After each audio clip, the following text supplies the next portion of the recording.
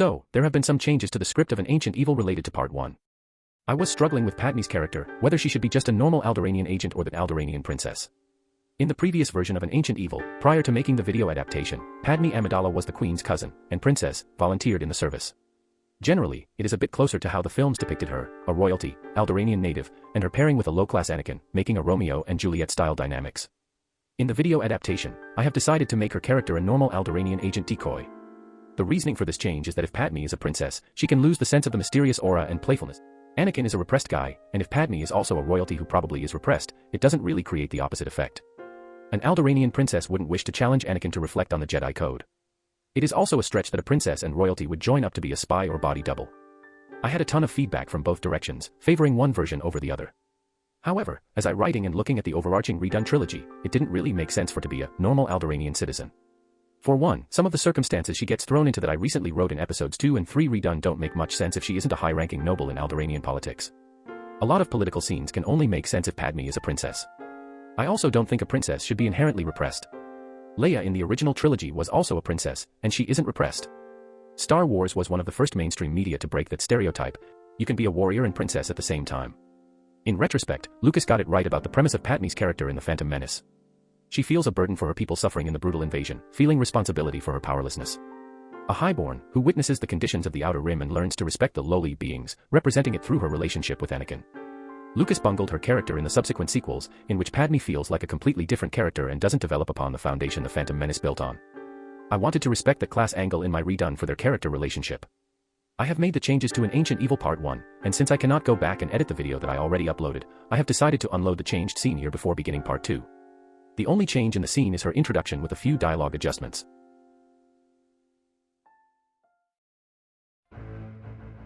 This is my older cousin, Princess Padmé Amidala. She will be acting as my decoy, my protection. When the Separatists began a blockade of Alderaan, Breha and Tilly's discussed security with her aides about an invasion as one of their possible scenarios. Her cousin was a perfect candidate due to her height and weight. Volunteered into service as an agent by the Alderaanian Royal Security Force Intelligence Division for her likeness, should any danger arise, she was prepared to take her place, to be her decoy. Now let's begin Part 2 of An Ancient Evil. Tatooine. Sharply etched, the monoliths stand like sentinels keeping watch in a watery haze. A womp rat moves on 4 legs tipped with 3 clawed paws to get across the racetrack. In the distance, an engine whines. It gets louder, faster, and the womp rat bolts for its life. Too late. The womp rat flattens when the pod racers streak past, engines roaring with ferocious hunger and relentless drive. The heat and the light seem to shatter and the mountains themselves tremble. Anakin, a 15-year-old slave boy, rather compactly built, with a mop of light brown hair, blue eyes, and an inquisitive stare, leans into the curve of the raceway that takes him past the stone arch marking the entry into Beggar's Canyon on the last lap of the run, easing the thruster bars forward, giving the engines a little more juice. He has a metallic collar around his neck. The wedge-shaped rockets explode with power, the right a tad harder than the left, banking the pod in which Anakin sat sharply left to clear the turn. Swiftly, he adjusts the steering to straighten the racer, boosts power further, and shoots through the arch loose sand whiplashes in the wake of his passing, filling the air with a gritty sheen, whirling and dancing through the heat. He rips into the canyon, fingers playing across the controls, hands steady on the steering. Another racer banks too late and goes up to the service ramp. Intended to provide race personnel access to the race course for scavenging or repair work on chemdroids, service ramps rose from the valley floors to higher ground. However, no podracer successfully raced over the ramp and safely descended further along the circuit from beyond the podracer's maximum repulsor lift altitude, including this unlucky sap, who falls into a distant rock formation and crashes to death. It is all so quick, so instantaneous. One mistake, one misjudgment, and one would be out of the race and lucky if he isn't dead. That is the thrill of it. All that power, all that speed, just at his fingertips, and no margin for error.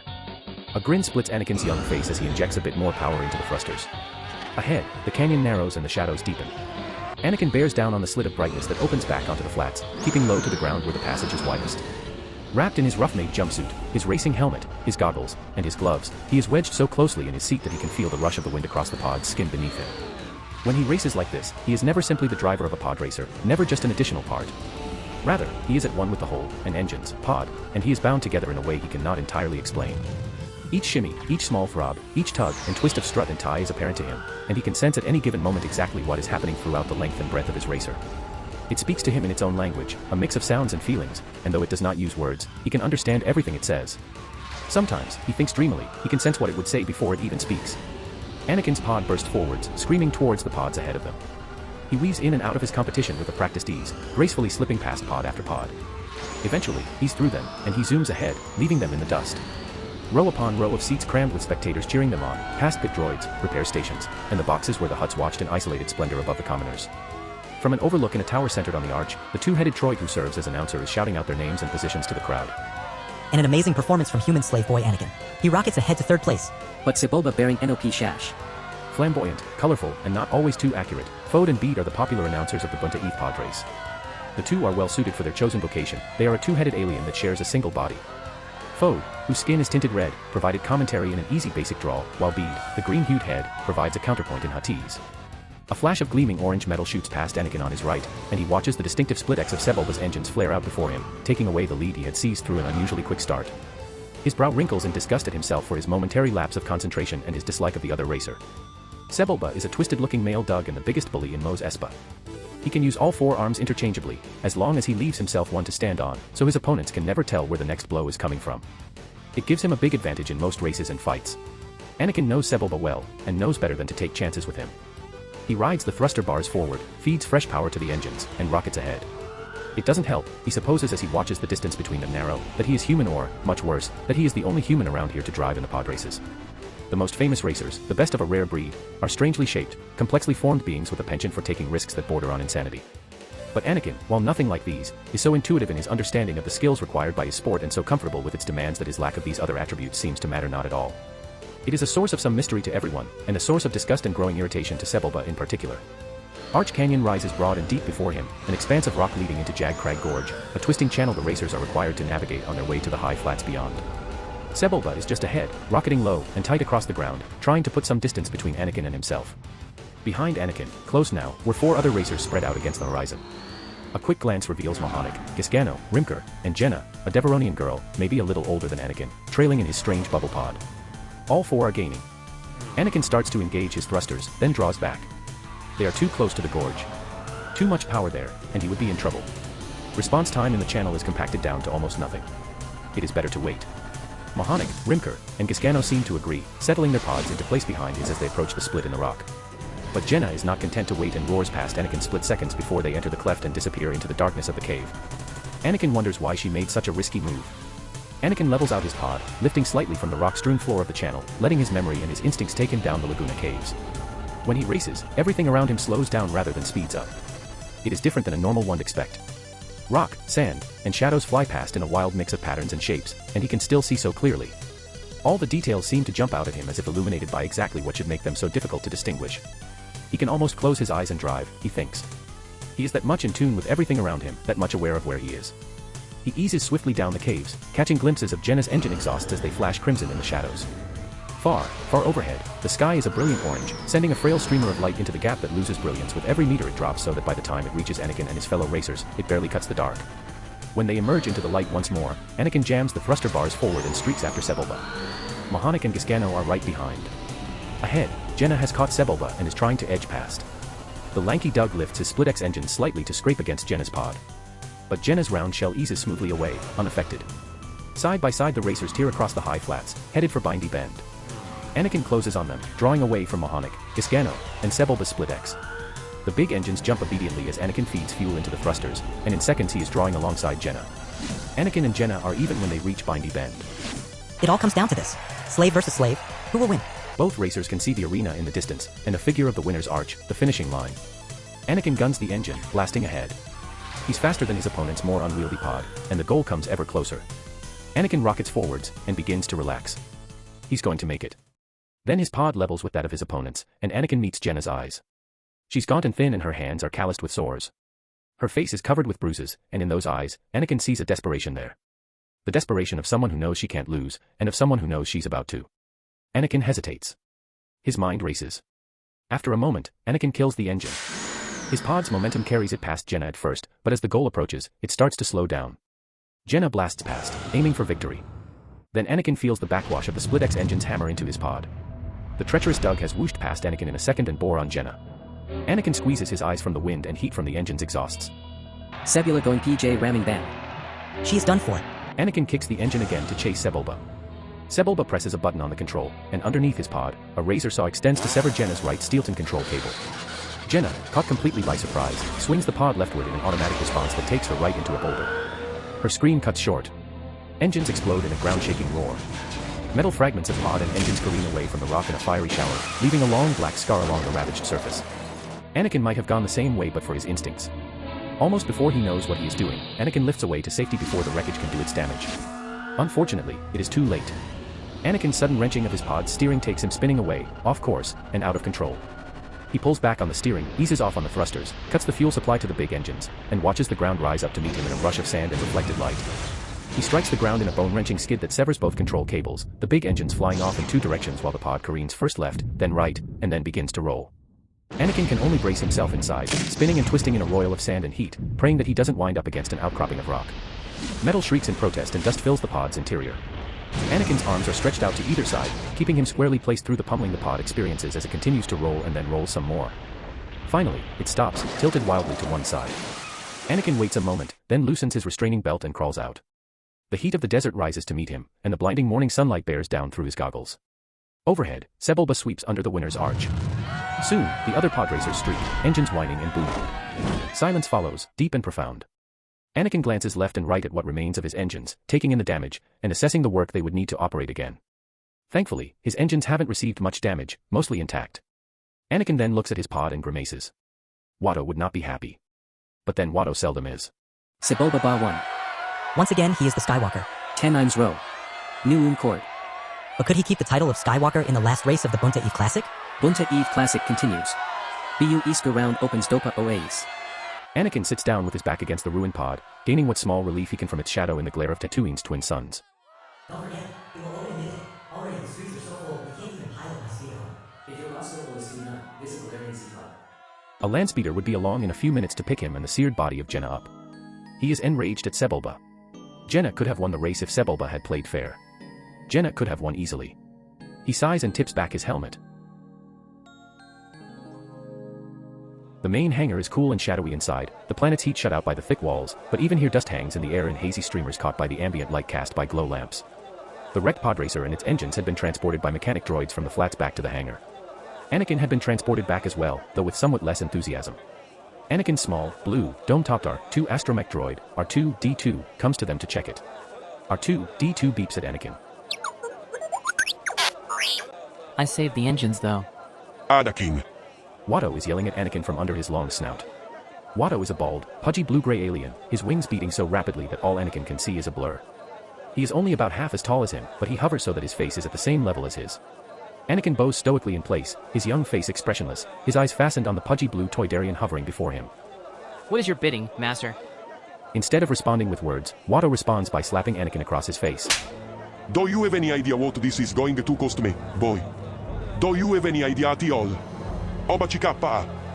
Watto hovers before him, launching into Huttese without even thinking about it, choosing a language that offered a vast array of insulting adjectives he can draw upon. Anakin stands stoically in place, his young face expressionless, his eyes fastened on the pudgy blue Toydarian hovering before him. He is angry, but Anakin had seen him angry before and knows what to expect. He does not cringe or bow his head in submission, he stands his ground and takes his scolding unflinchingly. He is a slave and Watto is his master. Scoldings are part of life.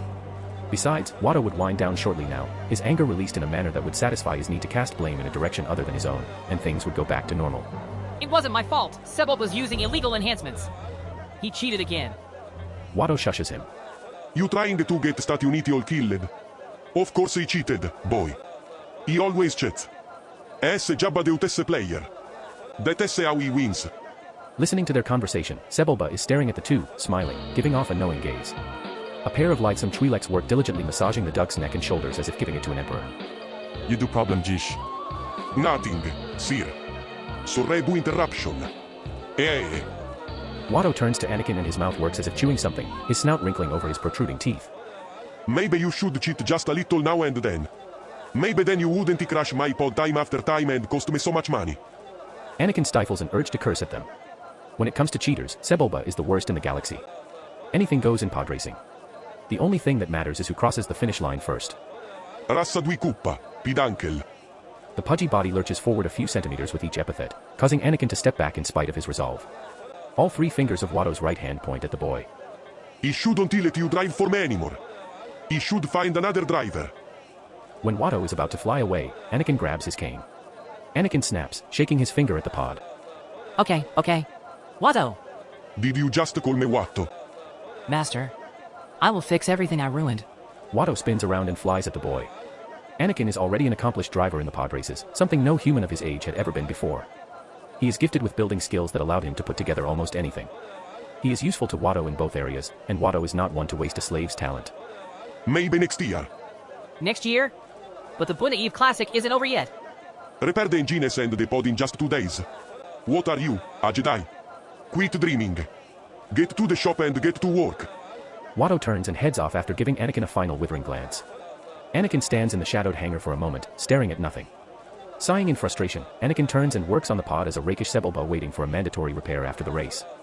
The Twi'lek's red eyes lift to Anakin momentarily, interest flickering in their depths, then return quickly to their master. Stid all and tea of all light buoy beat. Tea talk money. Anakin's brow wrinkles in disgust at him. R2-D2 trails him. The girl, the one we were racing against. It looked like she had nothing. It was her last chance. I was right. It wasn't an engine failure. Jenna always hated driving in the pod races, but what choice did she have in the matter? She was forced to race because she was good at it, her master knew she was good at it, and whatever her master wanted of her she would do. That is the price they paid when they are slaves, and she, like Anakin, had been a slave all his life. I couldn't just win like that. But what you did to her was. Merciful. If that was her last chance, stopping her suffering there was a favor. She needed that money. I'll pay for her funeral. Anakin clenches his fist. His eyes are on fire. He imagines him flying his fist at Sebulba's jaw. You need to beat that pod racing fantasy out of Watto. I'd hate to dice you in a race, like I did to that girl. There has never been a slave Skywalker anyway, let alone a human slave Skywalker. Anakin steps toward Sebulba. He imagines rolling on the ground, flailing at each other and kicking up dust until R2-D2 beeps at Anakin. Anakin gets a grip. Anakin will have to tolerate his opinion. Punching Jabba the Hutt Skywalker would be one of the quickest way to get killed by the Hutts on Tatooine. Anakin moves away to head to Watto's shop, with R2-D2 trailing. Neat Michawa, Wormo, Emo Kili Makon Nanki. Or yours.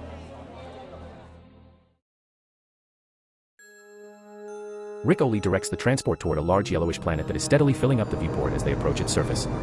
The ship leaves a long smoke trail behind. Nellith and Obi-Wan walk into the cockpit. All they can see is the planet expanding before them, brighter and bigger until it blots everything else out. The blackness of space is gone now, blotted out by the increasingly proximate surface of Tatooine. Soon, clouds swirl over the planet's surface like steam rising from a cauldron. The ship descends through the atmosphere, submerging itself deeper and deeper into the swirling cloud. They can't see a thing. The escape pod is safe. We won't need it. The planet's surface is sandy enough to absorb the impact. Distinct metallic thunk reaches them inside the ship as parts of the ship break and detach. An alarm sounds in the cockpit. The ship pierces through the carpet of clouds, revealing the breathtaking desertscape that spreads endlessly. Padme is taken away by the vastness of the desert. She has never seen such a sight in her life. No kidding.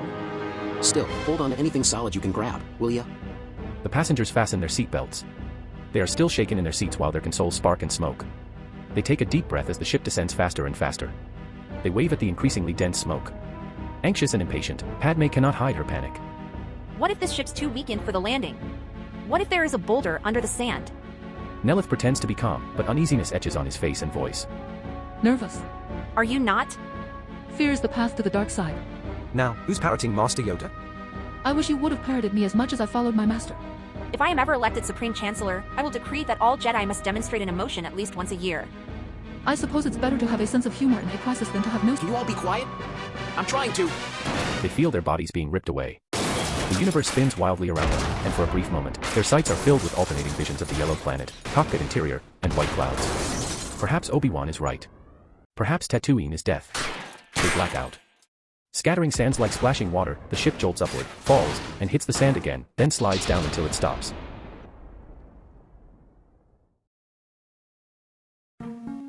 It is like a being in a state of non-existence. A vacuum. Darkness and light at the same time. There is no air, but Anakin is breathing. Blurry image, like a mirage born out of Tatooine's desert flats, his thoughts are emblazoned with a vision so frightening he cannot bring himself to consider it fully, only to leave it just out of reach, simmering over fantasy. He is in a different place and time, in a world he does not recognize, in a landscape he had never seen. The gigantic bulk of light beam takes up. 3 shadowy humanoid figures in front of it move fanatically, seemingly dueling on the bridge. 2 against 1. The light behind them is so bright, it is hard to make out what is going on. As if this is a distant past unable to interrupt. One of the 2 falls from the bridge. The The dream fades and is gone. Anakin blinks awake, rubbing at his eyes, yawning, and turning over on his side. Perhaps it was a premonition, Anakin thinks, as a vein pulses against the left temple of his head. He quickly rejects this notion. He knows a premonition when he has one, and knows that it is more than just a trick of the imagination mixing with subconscious desires. The vision of his fortress has been something else. Must have been just a dream, nothing more. After finishing the work, he had been having a nap on the messy haystack of his shed, used as a sleeping quarter, bored to hell. The room is small, shabby, and old, hastily built some generations ago, probably housed dozens of slaves like Anakin for each century. Typical of quarters provided for slaves in this part of Mos Espa. A handmade Jedi doll he used to play with is placed on the shelf.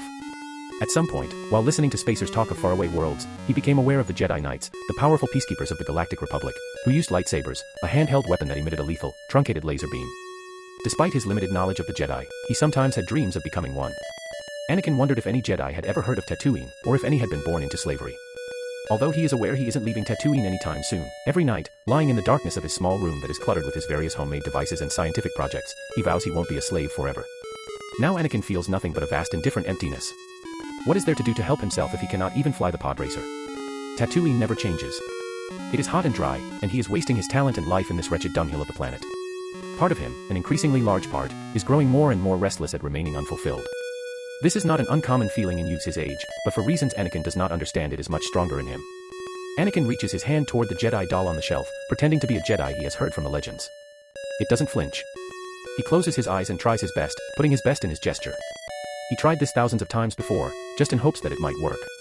According to some rumors, they say it only works when one truly believes in the Force. Some say it only works when one truly needs it to work. Some say it is a complete bogus. As he grows, he figures the latter is true. The silence is broken by the pounding of the door.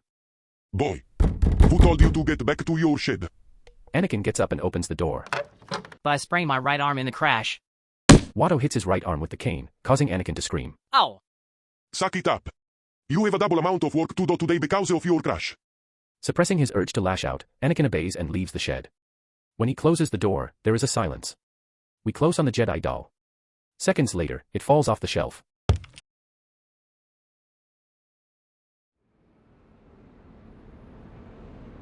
Anakin watches the towering walls of the racing arena afar from the garage. The race has long since ended and the planet's twin suns are dropping toward the horizon with evening's slow approach.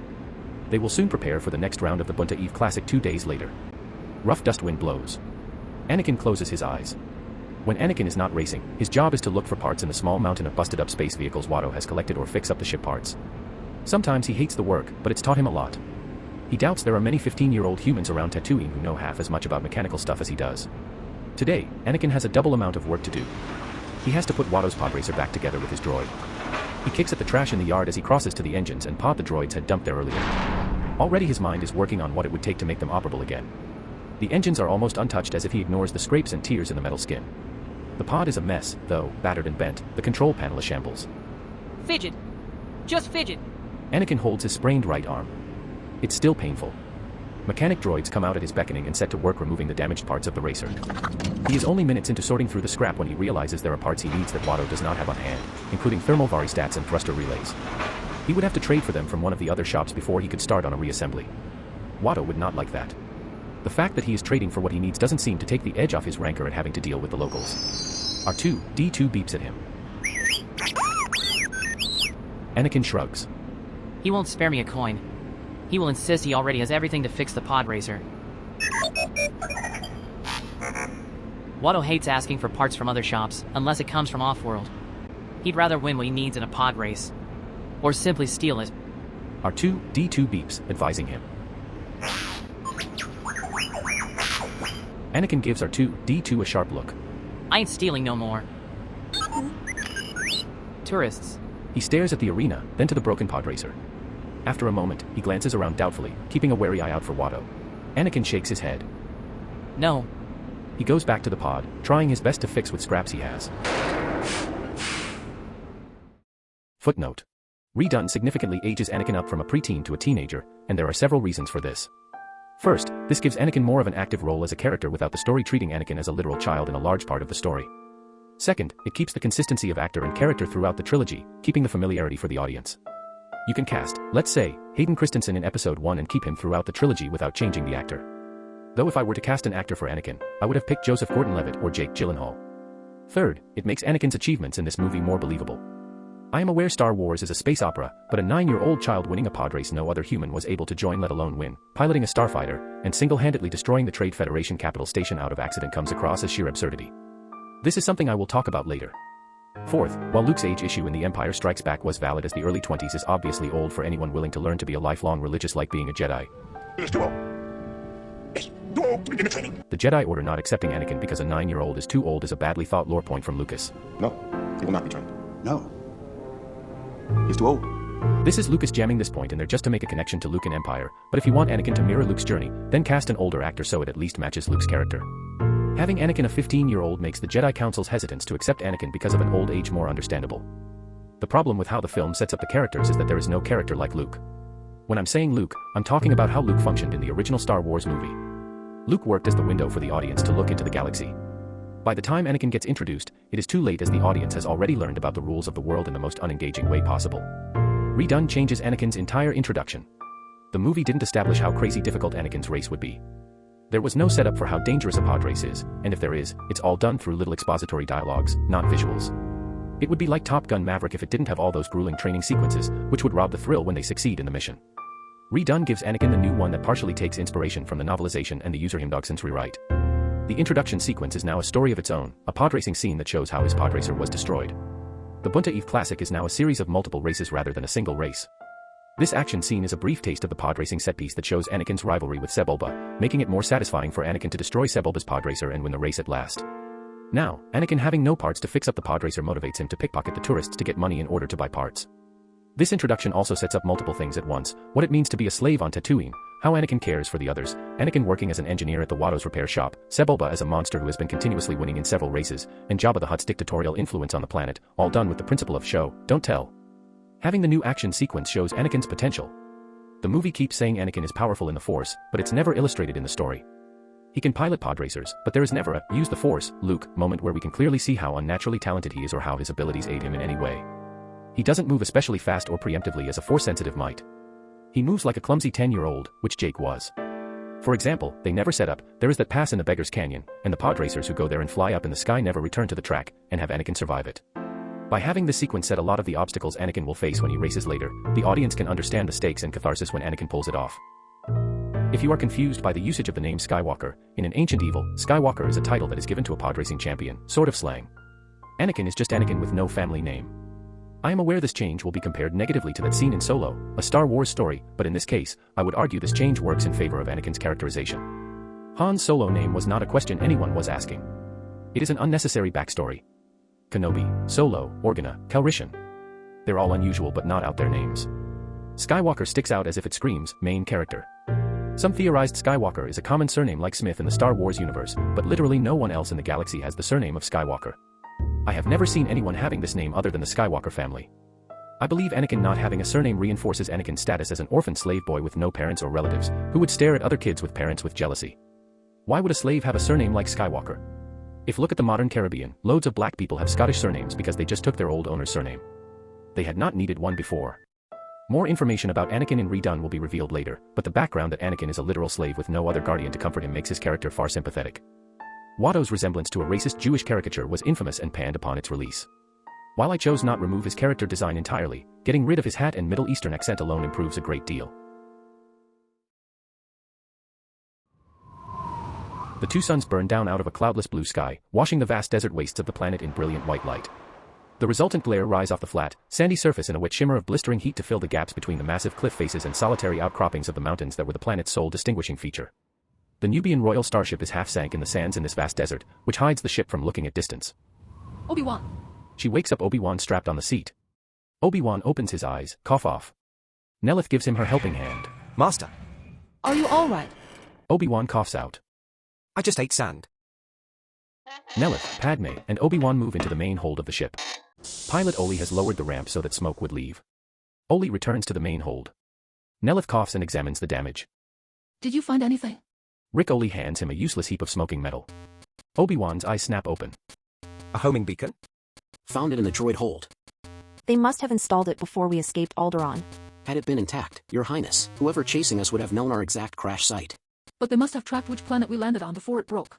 We need to leave quick. the shield generator, the hyperdrive, and the subspace radio. All broken to scraps. Rising, Padme looks grave. So we're all alone? Obi-Wan sighs, not for the first time. Don't panic, Your Highness. She turns to the lowered ramp where the blinding sunlight streams from. Tatooine is still recognized as part of the Republic territories. It's a hub planet of Outer Rim spaceports. There's a settlement that should have what we need. Mos Espa. We will be able to make needed repairs, then contact the Republic. I'll stay and watch over the ship. See if there's anything I can do to make some of this mess somewhat functional. Obi-Wan lets out a long sigh, barely releasing the pressure that is building up within him. You were right about one thing, Master. The negotiations were short. The thing Padme hasn't expected about Tatooine is the light. She had visited other desert planets, so she had expected the heat, and the air so dry that it is painful to breathe too rapidly. The twin suns are just far enough apart to erase each other's shadows, except beneath the largest cliffs. At dawn and sunset, buildings and people cast long, double shades, but during the main part of the day, everything is drenched in light. It is ironic that such a light-soaked planet should be home to so many criminals and outcasts. After some quick consultation, they agreed that Pilot Oli stays to guard the ship. Obi-Wan, Nellith, and Padme have changed their clothing. The Jedi Knights have dressed now as farmers in tunic, leggings, and a poncho, and the girl dressed in rough peasant's garb. Nellith and Obi-Wan use the Force together to spray the sand from a dune on top of the ship as if splashing water to cover the ship fully. When there is no more smoke or reflection light coming from the Nubane ship, they start their trek across the brightly lit desert toward the city of Mos Espa, the navigation system called it, barely visible in a mirage, glimmering through the shimmer of the midday heat. Padme looks at her new clothing. The wind sweeps through the canyon, sending sand pattering against her clothes. Her eyebrows rise, and she gives Nellith a quick, questioning look. I don't think our clothing would fit in. Are there even farms in a place like this? Moisture farms for the most part, operated by off-worlders not a part of the indigenous tribes and scavengers. The few spaceports like this one are havens for those that don't wish to be found.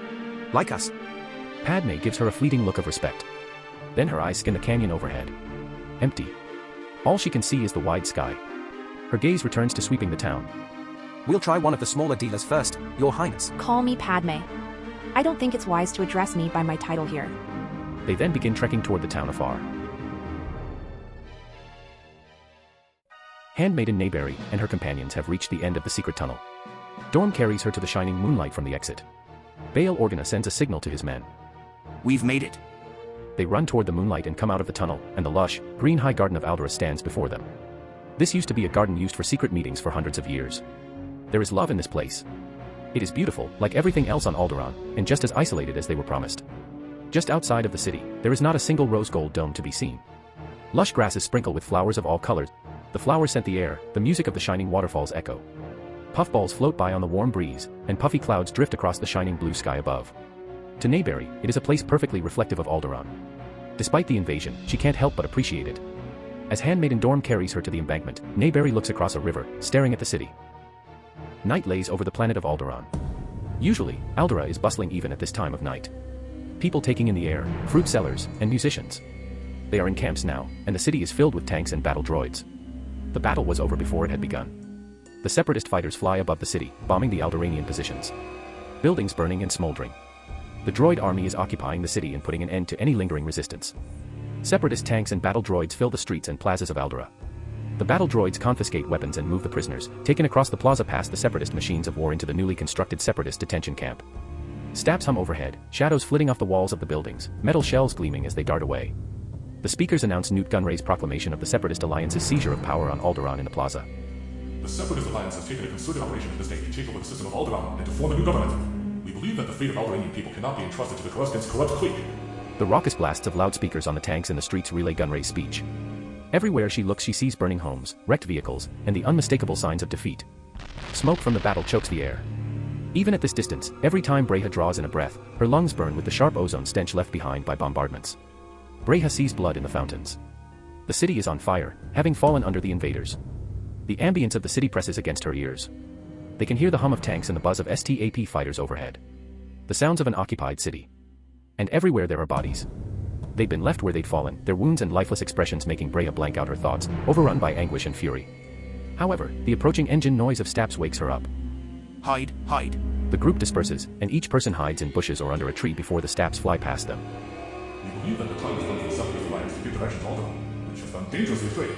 Nayberry holds her forehead in distress. No time to rest, Nayberry. Let's go. They continue heading down into the deep forest. Footnote. Redone was inspired by how A New Hope jumped between Luke with Obi-Wan and Leia on Death Star. Showing Leia reminds the audience what's really at stake and the goal of the plot. With Breha and Bail in hiding, it creates almost like a time bomb effect whether or not the Separatists would get them or not, as well as the true devastation of Alderaan. It is ridiculous in The Phantom Menace how everyone still calls Padme, Padme, despite being disguised as a handmaiden. I'm Padme. Boys, here to see Padme. I'm sorry, but Padme's not here right now. Even her body double calls her, in front of the Jedi and everyone. Padme. Clean this droid up as best you can. Her name cannot be a hidden knowledge considering the monarch on Naboo is an elected position, and throughout the trilogy, practically the entire galaxy, including the Republic and the Separatists, already knows her name. It makes me question if Lucas never wrote past the first draft of the script because errors like this instantly get noticed and fixed in the very next draft. Redone fills up the plot hole by having the real queen use a fake name, Nayberry, for her disguise.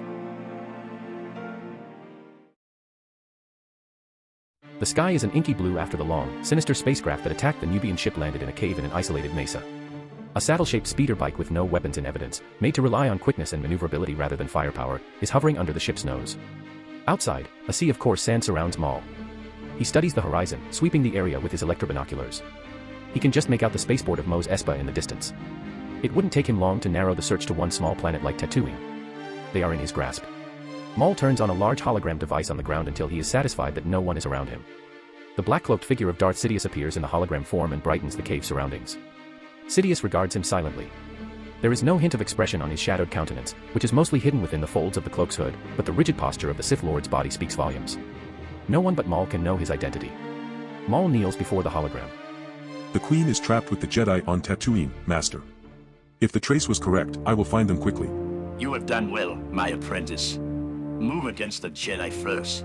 At last, the Sith will devour them. Although he knows this already, it gratifies Maul to hear it. His master does not praise him often. As always, his orders from his master are strict, do not attract attention. No one must know of the existence of the Sith. Maul does not mind waiting. He uses his time wisely. Waiting time is training time. You are too hasty. Hire bounty hunters and let them do the job. Bounty hunters? Appalling. The depths of bad taste. How are we to justify associating with them? Sidious' expressions contort. How fortunate I am to have an apprentice who feels it is appropriate to lecture me. Maul grasps his mistake and drops his gaze. His master has taught him that power used indirectly can be just as effective as a full-scale assault. They do not need to be on the front lines. They can hire fools to do their fighting. His master controls their actions. He rules through fear and intimidation. It never fails. One day they will rule openly. But until then, they will use others to conquer. I have overstepped, my master. I am only observing, not arguing. Not at all. Be patient. Remember, what is done in secret has great power. The Republic will soon be in my command. The hologram of Darth Sidious fades off and the cave darkens again. His relationship with his master is complex. He rules him. He orders him and directs him. Yet they are both Sith Lords, and though he is his apprentice he shares some of his power. As Maul has grown, so has his confidence in him. He stands by his side, but slightly behind, in his shadow. Darth Maul gets on the speeder bike and pilots it toward the city of Mos Espa. Technology pleases him. He personally retrofitted his speeder bike with an advanced ignition system. It is agile and fast. The Jedi don't have a chance of outrunning him. The two suns overhead broil the earth, sending waves of heat upward that batter against his body like solid walls. The light is blinding. Yet Tatooine is the kind of planet he prefers. Maul feels comfortable with its harshness. It operates outside the Senate's laws. It's full of criminals and drifters, but they crowd into the spaceports. Vast areas of the planet are left to hide in. Stealth is currently his best weapon against the Jedi.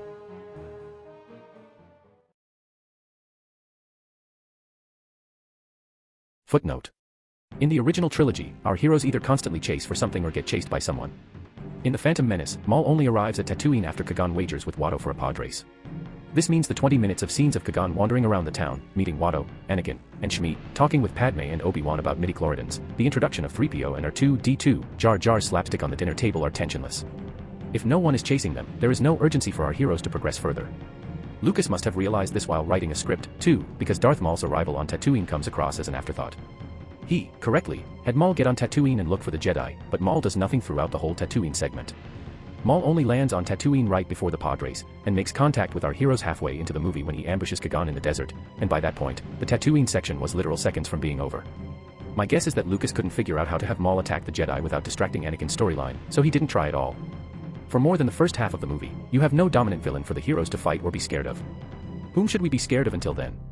Literally no one, so the audience isn't worried for our heroes.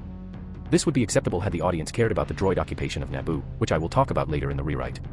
Redone makes Maul on the Jedi's tail as early as the first act by ambushing the Jedi in space. Right after our heroes are trapped on Tatooine, by immediately showing Maul has arrived and is hunting them, it reframes the following scenes as suspense. Now, our heroes are in danger they are not aware of, and everything they will do on the planet is pushing them into an inevitable conflict. In other words, this raises the stakes in the Tatooine part. On the conversation between Maul and Sidious, while the basic chunk of dialogue is the same as the one they have on Coruscant in the movie, the dialogue has been recontextualized to serve a new purpose to hint at their plan to destroy the Jedi, whereas the original dialogue was too short and only reiterated things the audience already knew. I also wrote a moment in which Maul is scared by Sidious, which conveys that Sidious is the master and a bigger threat looming for the Jedi.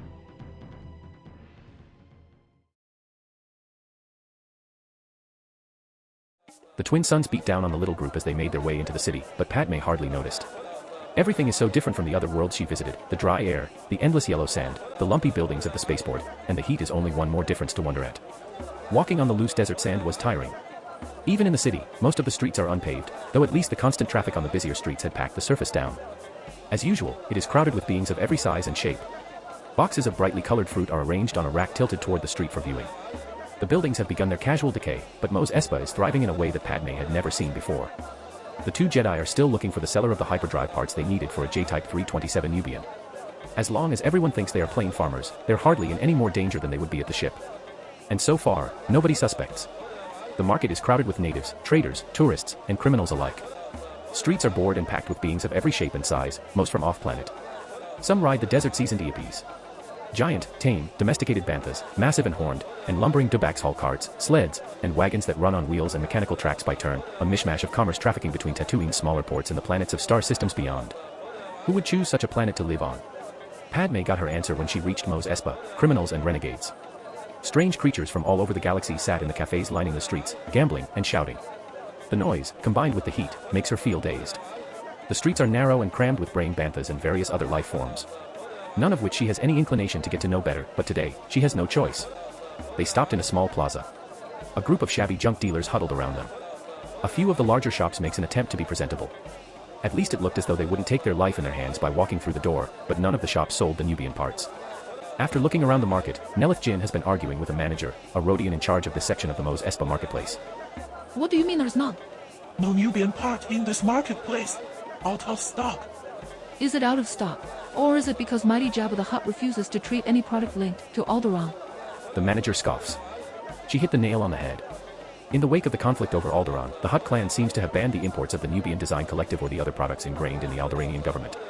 The Hutt space is nominally part of the Republic, with influence in the Republic politics, but that doesn't mean they don't have to toe the line. We are neutral. Outer Rim here. No Republic, no separatists. But Tatooine is part of the Republic. Not in the Republic's control. This is the Hutt planet. Padme's head aches. She's fed up. My people are suffering, and we're stuck here wasting time learning the petty nuisances of bureaucracy. As Nellith continues the conversation, Padme passes by a large speeder wagon. If they are transporting goods, they would surely know. Padme asks the men on it for directions. Excuse me, do you know where? But the drivers only sneer at Padme and wouldn't respond. There is a foul smell coming from the armored wagon. Upon seeing its cargo, Padme receives a shock. It is crowded and full of living beings, humans and non-humans huddled inside. What on earth could have caused this? The slave dealers may pick you up to your destination. Go ask them. The dealers unload their goods. The slaves are walking off into an auction house in a long line. They are all wearing the same metallic collars. There is even a girl as small as a 5-year-old among them. How can this be? A trader at the entrance takes a notice of Padme. Miss Traveler, sir. I see you have an eye for quality. Padme stares at them in shock, then she looks startled and skeptical. It is unthinkable for the Republic to be silent on the rampant slavery in the Outer Rim, and she wonders why the Jedi had not acted on it. As Padme takes a move, Nellith comes to her. She then realizes the armed guards in the market protecting the trade, wearing the armbands, and overseeing the ongoing dealing. The Rodian manager walks over to the trader. Mighty Jabba wishes to have the Twi'lek girls. Yes, yes. We have 2 among the new arrivals. Come in, please. The trader touches one of the female slaves with his lecherous hand to show him his new product. As the slaves look at the sight with disgust and anger, the Shistavanan slave boy pushes the guard out and breaks away from the line. He is making a run to escape. No, no! I want to see my mom! The guards begin chasing with the wooden clubs. I'm scared. Mom! I don't want to go! Mom! Mom! Padme covers her eyes and turns away. There are screams from the witnesses and especially from the slaves. Padme uncovers her face. The slave trader turns to the slaves in the line, who all lower their heads, becoming more obedient than ever. They realize there is no way out. Padme realizes the entire world is embedded with slavery. The Hutt clan is not only complicit but oversees the repugnant business. The slave trader turns to Padme for a moment. Miss, have you decided? Nellith steps in instead. Later. The trader gets into the building, guiding the Rodian manager. No one is in no way embarrassed about it, thinking of it only as a fact of life. The goods for barter in the city are. Despite how technologically advanced the core worlds is, most of the galaxy is barbaric, and the social status of a lot of its people is part of that. It is staggering how many people have a backward standard of morality and stuck in their own era. Nellith closes her eyes and nods. It's not an uncommon sight. When you travel the galaxy, one will realize there is a certain level of evil that is accepted by society. Not tolerated, accepted as a fact of life. And you do nothing? The galaxy is a big place, and the Senate says it is out of our jurisdiction. How can tattooing part of the Republic if its rules don't apply? Because the same law is applied like a hand slap for the strong and a hammer for the weak, an opportunity for success and a shackle for the downtrodden. Living within her mansion in Aldera for most of her royal life, she had no idea about the off-world reality. At most, she thought the majority of citizens in the Republic would be on par with the Alderanian living standard. If she could only set them free, Padme torments herself, but if she intervenes, their journey would be over. Obi-Wan wades through the crowds to reach the two. He asks his master. How's your search, Master? Nellith shakes her head. Yours. Some shoppers said the junk shops down there might be selling what we need. They better have it. I'm about to storm out of this place and throw up. We're short on time. Obi-Wan, continue searching the other parts of this market. Yes, Master. They travel the main street of the spaceport to its far end. They turn down a side street that leads to a small plaza ring with salvage dealers and junk shops. They are sure whatever is in the junk shop will be garbage, but in this situation, garbage will do. They can glance at the quarters where the slaves live. She can just make out the buildings, small and shabby and built out of what seems to be sand mixed with a harder substance. Stacked on top of each other, the structures look more like cubbyholes than houses, and the slaves in the explosive collars look as if they haven't bathed for years. Although Tatooine is booming with spaceports and travelers, the gap between the tourists and those who actually live on the planet has widened to a disastrous degree. People from all over the galaxy are visiting to attend the pod race, luxury speeders are driving around the roads, and clubs and restaurants are overflowing, but the majority of the workforce is comprised of slaves that live in the shantytown without electricity or running water. If the Senate lets this continue, it is no longer something to be kept. We have let it die. The Senate is not dying, but it continues to run on autopilot. The approval rating has been mired at a single digit for years, but the senators treat it as situation normal. Even if the 99% refuse to vote, they'd fight over the remaining 1% and call that a victory. All things considered, the Republic is a well-oiled machine. It can continue on its own even in spite of deranged politicians. It's been doing that. It can't do it indefinitely.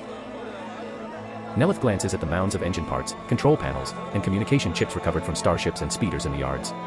A group of shabby junk dealers huddle around them. A few of the larger shops make an attempt to be presentable. At least it looks as though they wouldn't take their life in their hands by walking through the door. It looks unpromising to Nellith, but Padme takes a brief look around and finds something through a fence. Beyond the chain barrier, there are piles of worn-looking equipment beneath a stack of spaceship parts towering behind it. J-Type 327 Nubian. That's the part we need. That mound belongs to a smaller, more disreputable-looking shop. They walk through the shop's low entry. There is another customer already present, looking at the items on the shelves. Nellith and Padme are greeted by a pudgy blue creature who flies into their faces like a crazed probe, tiny wings buzzing so fast they can barely be seen. Ai chubadanago. It snaps in a frizzy, guttural voice, demanding to know their business. He is only about half as tall as Nellith, but he hovers so that his face is at the same level as the Jedi's. I believe you have parts for a J-Type 327 Nubian. Ah, yes. Nubian. We have lots of that. The other customer turns his large head slightly. The Bith pretends to be fixated on looking the listings, but his eyes occasionally glance in the direction of Nellith and Watto. Watto's reticular snout curling over his toothy mouth and making odd smacking noises. Can you pay me or not? That is the question. That, you don't have to be worried about. Still hanging midair in front of Nellith's nose, the Toydarian glances over one shoulder. Pidankel. Nabadeunko. A disheveled Anakin races in from the salvage yard, coming to an uncertain stop in front of them. His clothes are ragged and thick with grime, and he has the look of someone about to be given a beating. He flinches as the Toydarian wheeled back and lifts a hand in admonishment. What took you so long? Meltas Chopaki. Anakin responds quickly, blue eyes taking in the newcomers with a quick glance. The boy is dressed in rough garments. He looks as though he can use a bath, but his piercing dark eyes beam a fierce curiosity, giving him a look of intelligence. I was fixing my pod racer for the next race. Chat chat. The Toydarian throws up his hands angrily. Your pod racer. Anakin lowers his head. Your pod racer, sir. Never mind the pod. Watch the store. I've got some selling to do. He flits back around to face his customers. So, let me take you out back. You will soon find what you need. He darts toward the salvage yard, beckoning Nellith. The Jedi trails him.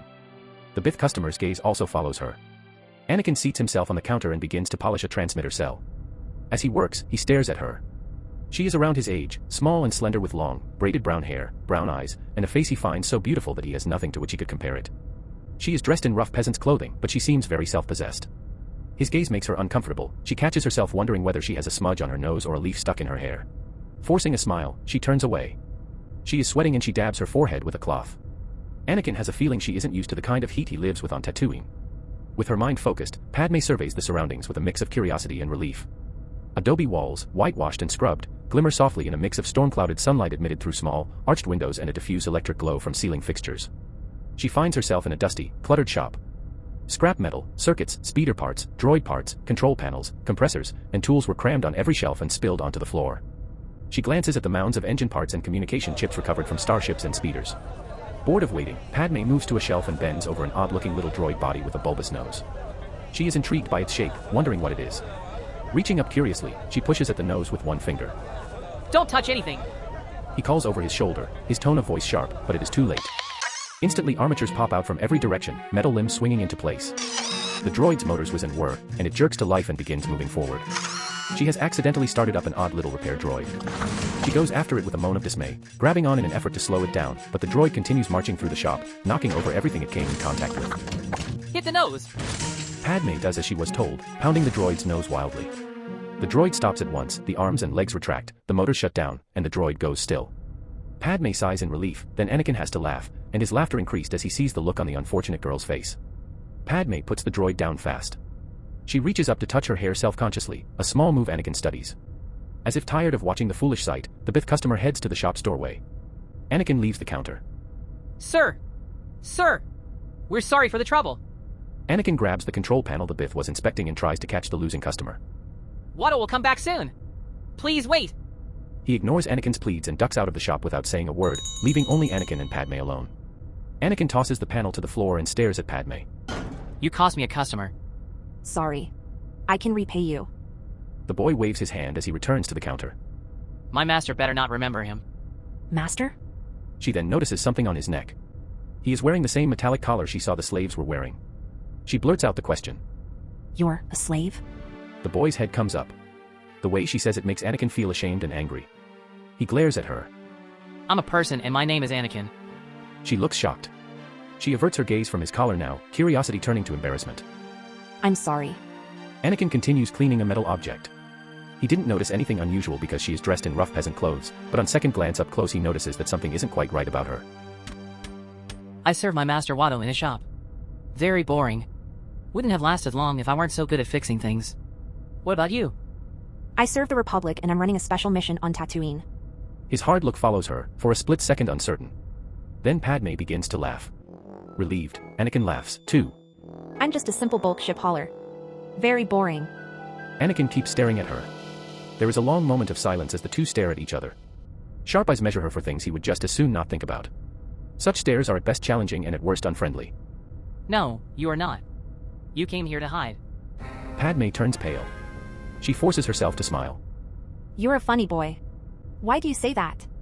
Nubian Design Collective never manufactured a bulk ship. Padme is too astonished to make up a convincing lie. Our ship was modified into one.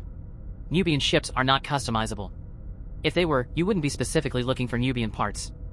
He comes closer to her and puts his hand under his chin. His blue eyes fix on her face.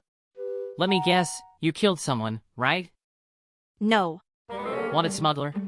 Con artist? Separatist? No! His last guess angers her more than the others. He seems to be toying with her. She may have been wearing coarse clothes, but there is something delicate about her. Her long, braided brown hair shimmers. There is a glint in her brown eyes and her skin is too perfect for a criminal. Maybe not.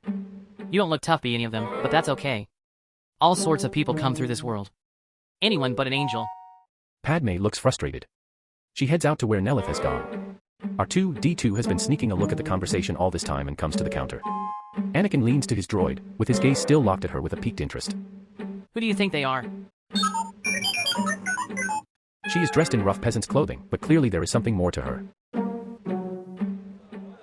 In the yard, Watto is studying the screen of a portable memory bank he holds in one hand, tracing through his inventory record. Nellith, arms folded, follows him through. Ah, here it is. A T1 hyperdrive generator. He jabs at one of the machineries with his cane. You're in luck.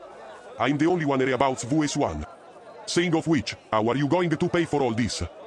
I have 20,000 Republic dataries to put toward. Republic credits. Republic credits are no good out here. He needs something more real. We don't have anything else. She raises her hand, passing casually in front of the Toydarian's face.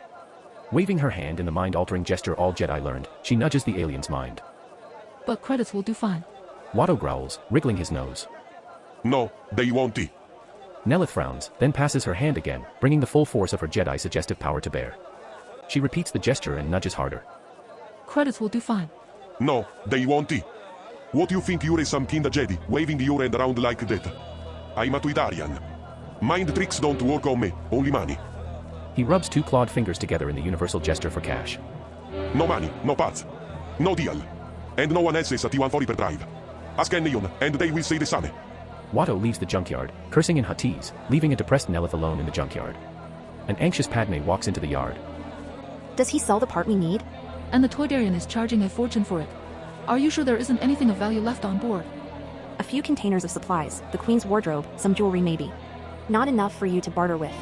Not in the amounts you're talking about. They never kept anything of real value on the transport. The crew would load what they needed for travel, but of course they didn't have time to think of such things when they left Alderaan. We're leaving. Anakin overhears Padme and Nellith, who are moving toward the shop's entry. They might be leaving the shop, but that doesn't mean they will be gone for good. Another thing I should have seen coming. Another preparation I didn't make. Don't blame yourself. The shopkeeper must be lying. Obi-Wan will find the other shops selling the same thing. He's telling the truth. Anakin follows them. He knows he doesn't want them to go away now. Dealers keep track of one another, and if anyone else has a hyperdrive to sell, my master might not have been so stubborn about the credits. Nellith nods. She must have seen the truth in his eyes. Thank you. Just one thing before you go. Padme tenses up. Has he figured out who she is? Perhaps the stout blue creature has told him to watch out for shoplifting. Anakin hands the customers snacks. You forgot to take complimentary candies. They are pally candies that can usually be found in huge bags in markets. Padme hesitates, a reluctance evident in her gaze. It's a custom of this world, I think. As Nellith gives a warm smile and takes one, Anakin's other hand goes for her sack out of her sight. Padme follows her and takes another. Well then, I'm glad I met you. When they are out of the shop, Watto flies in from the salvage yard, shaking his head in disgust. Outlanders. They think because we live so far from everything, we know nothing. Anakin is still staring longingly after them, his gaze fixed on the empty doorway. He then heads out, passing by his beeping droid.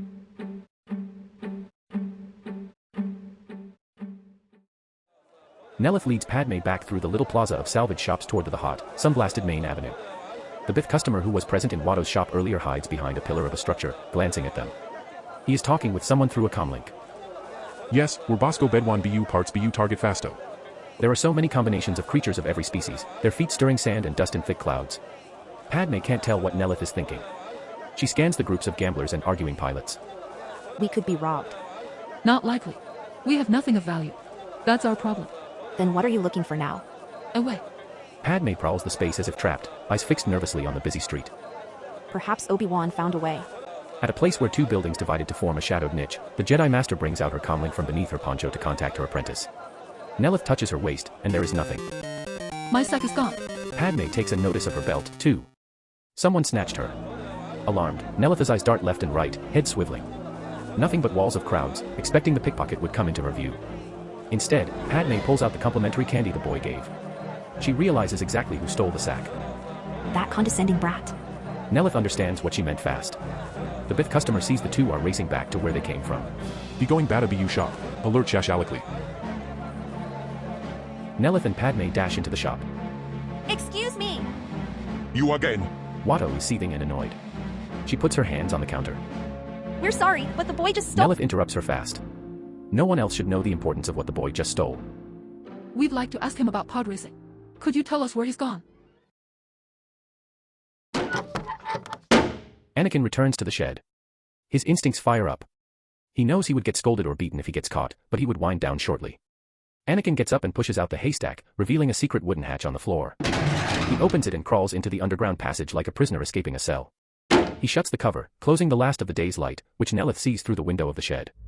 Crawling through a tunnel Anakin dug years ago, he encounters a rusted ladder. He climbs it down to the end. With a splash of filthy water, he is in one large pipe size of his height. Anakin runs, splashing, and stops at the edge of the pipe that overlooks the large lower-level control hub of the sewer. The safe place only a very few know about. 1,000 footsteps of the crowd walking on the market of Mos Espa above echo in the sewer like a continuous minuscule earthquake. He takes out the satchel he just stole and searches it, hoping to find more than pennies. Anakin expects to find peggets. If not, a power converter, or anything that can be exchanged for a pod racer part in the market. He touches a steel rod inside. He takes it out, revealing it to be a lightsaber. Thinking it will be only a toy, he presses the switch and ignites a blue beam of light that brightens the sewer. The boy's eyes go wide. A laser sword. She must be a Jedi. He raises the weapon skyward. As Anakin is in awe viewing the blue beam, he realizes he must not want people to know, or he'd wear it where everyone could see. But it is too late. The lightsaber turns off, forcibly slips out from his hands, and flies across the air. Toward the hand of Nellith Jin, grabbing the lightsaber.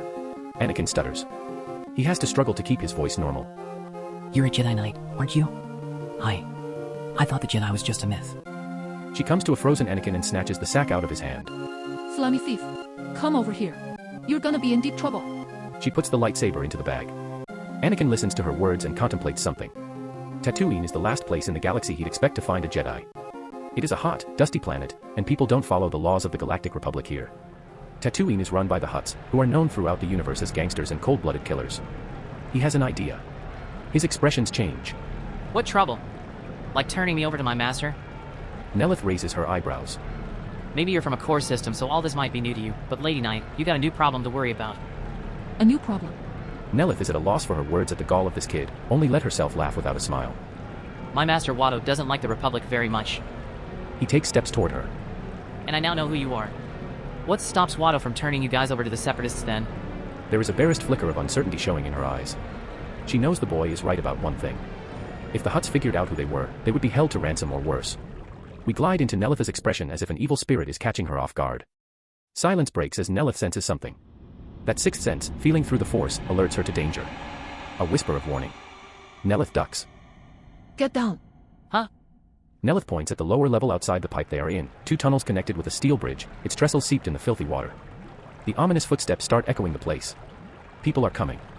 Anakin and Nellith cower at the edge of the pipe, peeking. A hooded figure begins to materialize out of the tunnel, cloaked in shadow, silhouetted against the light from the tunnel. He is far away but close enough to decipher him. Then footsteps come from the other side, and 3 people walk out of the tunnel at the right end of the bridge. Anakin whispers. Did Jabba already find you out? Nellith shushes him. Looking at the armbands, these men are from the same group that protected the slave dealers. They meet in the middle of the bridge. The man in the hood takes out a bag of peggets. A deep, sinister voice reverberates from the man in the hood. This is 1/3 of the full payment. Bring the girl to me and destroy the rest. Leave no witness. Nellith Jin closes her eyes, suffocated by the unbreathable presence of the dark side. She feels the movement of the dark side as a wave that begins as a ripple and gathers momentum until it towers and crashes against her body, sucking the oxygen from her lungs. She was right. That creature is not some separatist goon or mercenary. Some great evil is working here. Something stronger than she'd imagined. She is sure of it. Are the stakes higher than even she has feared? Anakin glances at Nellith. Worry and anguish fill her, feeling trapped and paralyzed. After one of the bounty hunters takes the bag, they begin to leave, each heading to the opposite tunnel. Anakin tries to move, but his hand accidentally trips a small pebble off the edge of the pipe. It drops and splashes against the sewer water below. Although it is a minuscule sound, it echoes throughout the facility. Maul's hand goes to his belt. As he does, his robes shift, and Nellith glimpses something amazing. Under those clothes is a lightsaber, stuck in his belt about his waist. Maul touches the hilt of his lightsaber. His enemy is near. A burning begins in his chest and spreads outward. He draws in the power of the dark side and then focuses. He turns his head in the direction of the upper pipe, where the woman and the boy hide. Nellith puts her finger on her lips, gesturing to shush Anakin.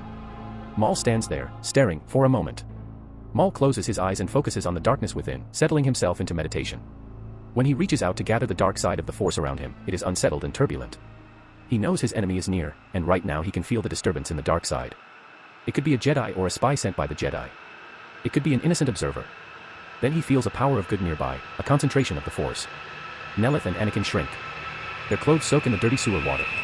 Maul then heads off, walking away. The anticipation he feels is like a ravenous hunger. His anger and pleasure mix and rise to a furious pitch. Nellith sighs, gaining what small relief she can. What stupidity, Maul thinks. This will be too easy. As Maul walks off, he takes out a small comlink and makes a call. The targets are here. In the pipe upper level. Bounty hunters pull their weapons out. They talk among themselves, waving their arms. They trudge off, looking for the prey. Maul wishes the bounty hunters would fail to kill the Jedi. They have no discipline. Only greed. Maul will be called into service. All his life he's waited for this. But wishing for the failure of the bounty hunters means that he is wishing that an order from his master will fail. He doesn't like this contradiction. It borders on disloyal. But he can't help feeling it. The Jedi are his. His to taunt, his to destroy. He wants his master to see that he is a worthy apprentice. He's thought he'd been tested before. But this is his first true test. The ultimate test. In any case, his presence here must remain secret until his master orders him otherwise. Then he shall meet his enemy. Footnote. Redone makes the first lightsaber ignition a significant moment for the story and the character, as it would for the audience, and yes, it is a homage to the original Star Wars poster.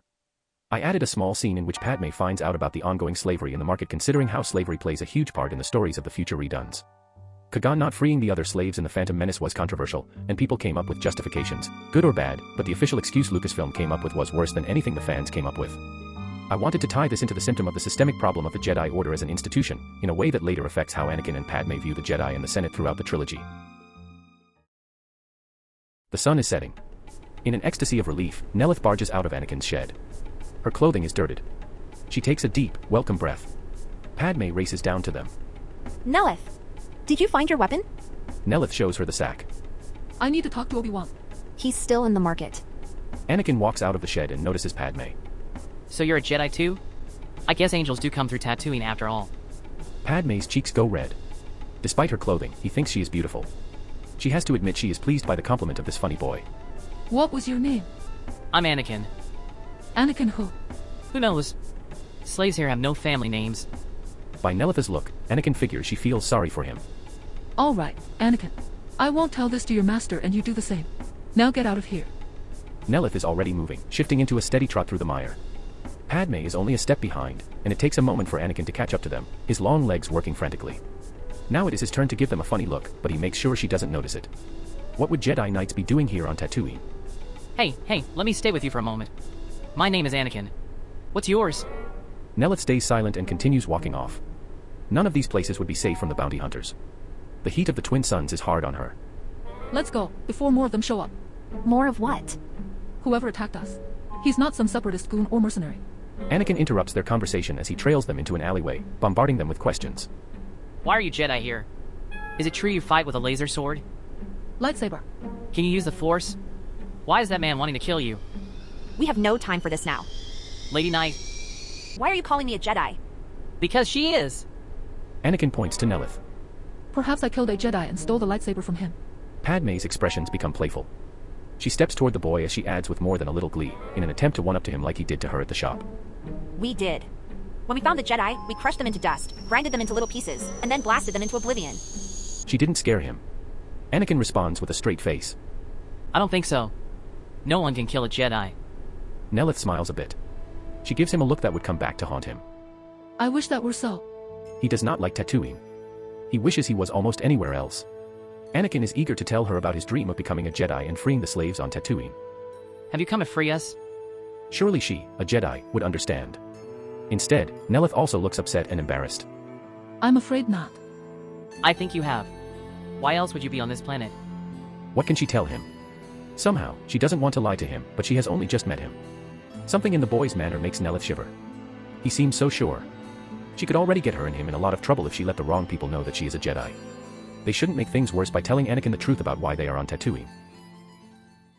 Meanwhile, the wind picks up and begins to whip at the clothes. All around, shopkeepers are taking down their awnings and putting up shutters, carrying goods and wares inside, and wrapping coverings over displays and boxes. Storm's coming on tonight. No racing tomorrow. Get home. Don't go outside. It is an end of the day for the crowds, but a beginning of the night for the bounty hunters, yet one of the many reasons why Tatooine is a world of crime and vice. As people leave the marketplace, a herd of professionals are sneaking into the gangway where their targets are. Nellith begins to feel sympathetic as well, something she can relate to as someone who was taken into the order when she was an infant.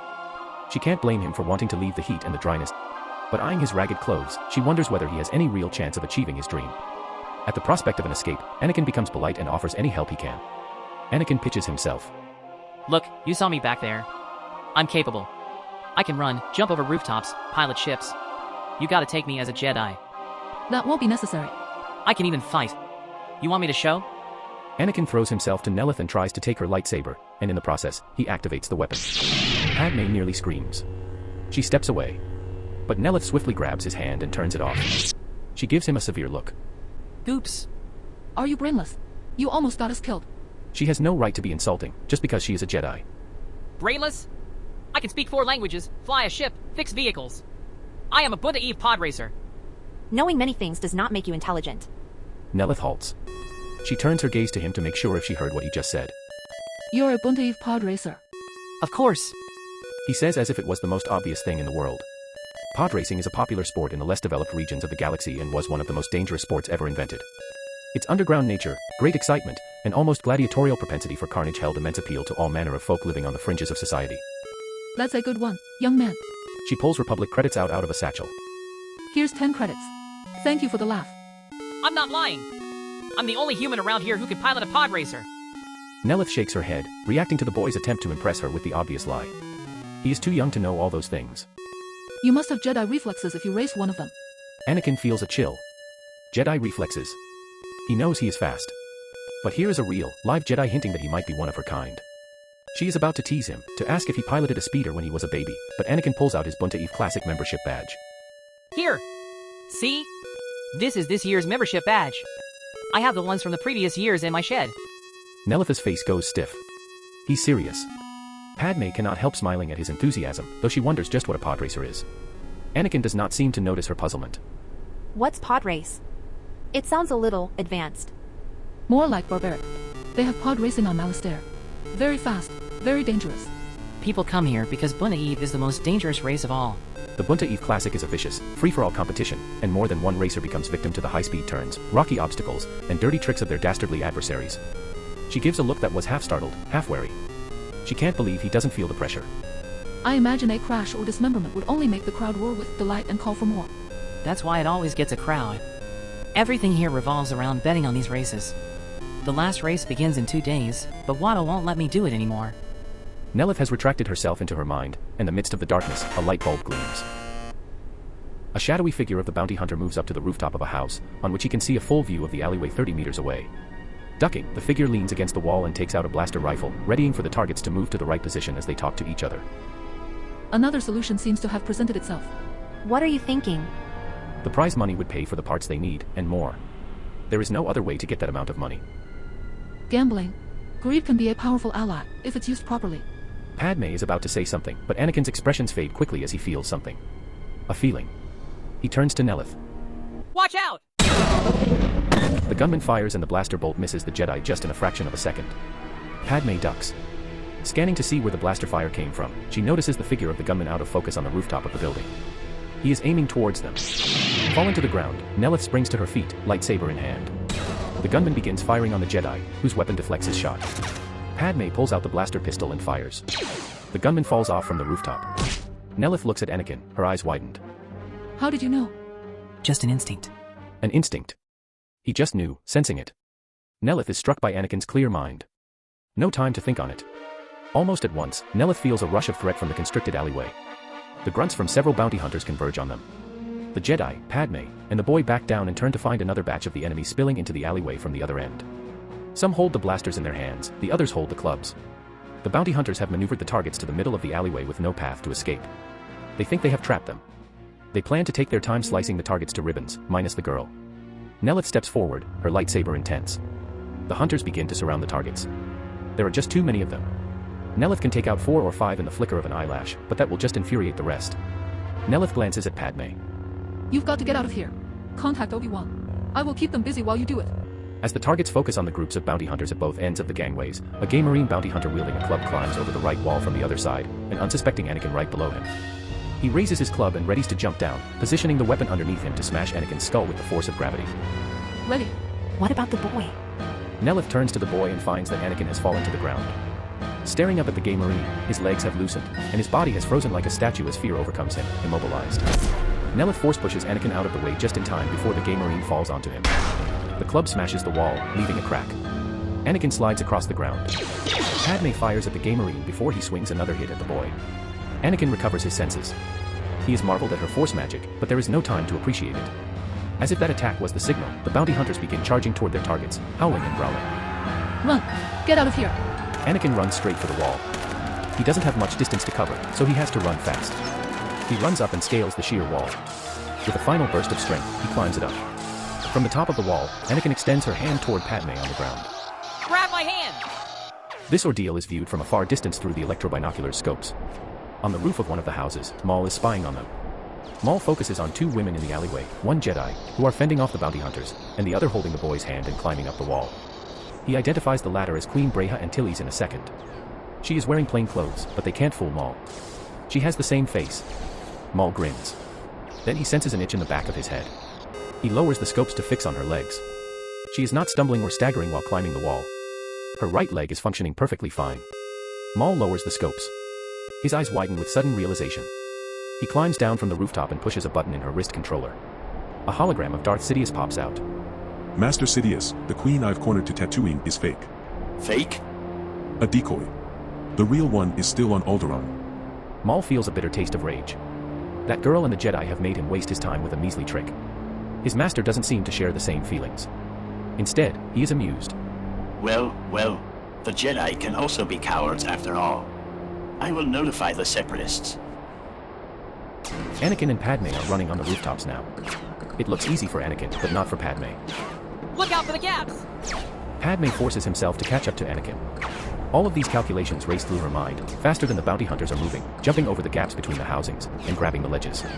The same blocky, sand-colored buildings, along the same packed sand streets are so familiar to Anakin that he could have run to Watto's shop blindfolded.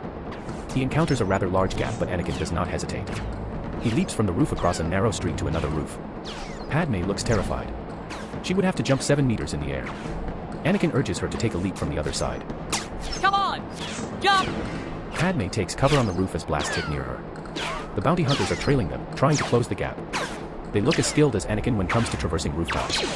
Padme returns fire and hits one of the hunters chasing them, forcing them to take cover. Hurry! I'll grab you! Just jump! Padme looks at Anakin's encouraging hand. She holsters her weapon. She prepares and, with her extra strength and speed, makes a leap. Padme manages to catch his hand and grabs Anakin's arm to climb. The bounty hunter arrives where Padme jumped from and takes aim. Padme, still hanging, draws the blaster pistol with her right hand and shoots. The bounty hunter pulls the trigger as he gets shot, and his blaster bolt hits the ledge of the rooftop inches away from Anakin and Padme. The ledge collapses and the blaster burst. Padme slips from Anakin's grasp, and much to her horror, she falls to the ground. She crashes into a vendor's cart wrapped with a covering, in which fruits function as the mattress to soften her fall. She is covered in sticky juice. Anakin shouts at her from the roof. Are you okay? More blaster bolts. Anakin takes cover, and Padme rushes out of the cart. Don't worry about me.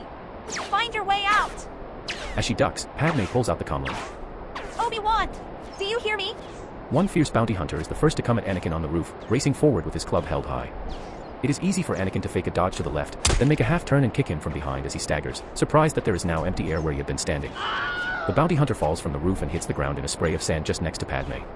He's still alive and groans, face down, his shaking hand reaching for the club. Padme simply shoots him. This gratifies Anakin, but it does not please the chasers. Anakin heads out, continuing his run on the rooftops. One Trandashans is tailing him with equal speed and determination, trying to close the gap. Anakin runs for his life. He is no match for Anakin. The Trandashan chases him, shaking his weapon, but he cannot catch him. With the Trandashan in the chase, Anakin scans the rooftops around him to jump to, but there is no reachable roof in the vicinity. From the rooftop, Anakin looks down to find a domesticated bantha on the ground, a common Tatooine livestock. This large, hairy mammal with sharp, spiraling horns seems like a good way to throw his pursuer off the scent.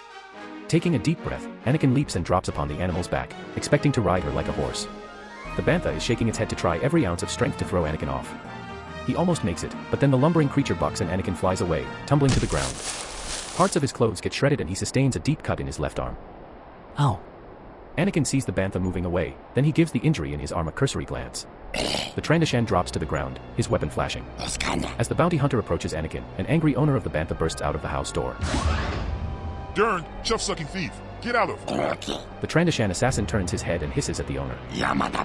The owner understands this is none of his business. Not wasting a precious second, he goes back into his house and slams the door. Looking up at the Trandoshan, Anakin loses all semblance of courage and strength. He cannot get to his feet. He scrambles back in pain along the ground like a crab. He ponders. Anakin has just seen the Jedi pushing him away with magic. He had heard the power of the Jedi through stories and rumors, but this was the first-hand experience. Anakin is far from understanding it, but he feels a resurgence of strength, a feeling of confidence that urges him despite his apparently hopeless situation. Gaining confidence, patently unconcerned, Anakin raises his arm and extends it toward the Trandoshan, his hand gesture emulating how Nellith used the Force on him. But it doesn't come out, just like thousands of times before. The Trandoshan eyes him confused and does not look in the least intimidated. Anakin's confidence wavers. He knows that magic would require more than just struggling to reach. He makes a fist with as much authority as he can muster. Nothing. He points to him with his index finger. Nothing. He tries many different gestures, but it is not working. The Trandoshan lunges forward to him. Heart pounding, Anakin watches him approaching, trying hard with the gestures. Meanwhile, Nellith Jin, somewhere close, races through narrow paths between houses. The Trandoshan raises the heavy axe. Anakin covers his face with his left arm and squirms his whole body. Everything slows down. Unbeknownst to Anakin, grains of sand, pebbles, and dirt around him float into the air by an inch. Nellith arrives at the scene at the hasted pace. Anakin extends his other arm to protect his face against the blow that would be the end of him. His last feelings of hope are almost gone when he senses the presence, the instinct. All of a sudden, the bounty hunter, as if by magic, gets pushed across the yard, like a strong wind has blown against his chest. His axe slips out of his hands and flies toward Nellith's head so that she has to dodge it. The Trandoshan stumbles backward into the Bantha Manutr. The bounty hunter gets to his feet, the icky brown mass sticks all over his body. He looks back to track his weapon. Staring at Nellith, the unarmed bounty hunter's sulphurous eyes blink at her humming light shaft. He looks terrified, just like Anakin's. Padme has caught up to Nellith and stands next to her, her blaster raised to the Trandoshan. She winces as the smell reaches her nose. The Trandoshan staggers back, staring. And now he is afraid of them, very afraid. The Trandoshan screams like a scared animal and runs off. So that's what herd mentality is. Anakin raises himself up to sit up, looking at his hand and then turning his gaze to Nellith. Anakin's and Nellith's eyes meet, frowning and speechless. Nellith realizes that maybe not everything the boy has said about himself is a lie. Footnote. The movie wants the audience to sympathize with Anakin's tragic life as a slave. This is arguably one of the core dramatic pillars not only in this movie, but the whole trilogy, yet the movie fails to communicate this to the audience. One of the problems with the prequels as a general is that they don't convey information in easy and digestible ways. Lucas has said, Star Wars films are basically silent movies, but if you mute the dialogue of The Phantom Menace, how are you supposed to know that Anakin is a slave when he just looks and acts like a regular kid without any dialogue? He has a loving mother, his master treats him like an employee, and Anakin's home looks like a regular house in Tatooine. You would expect the movie would visually convey Anakin's repressed outlook, but there is no moment of Anakin getting extorted or showing his misery. Redone hammers Anakin's repressed outlook by removing a comfortable home and a parent.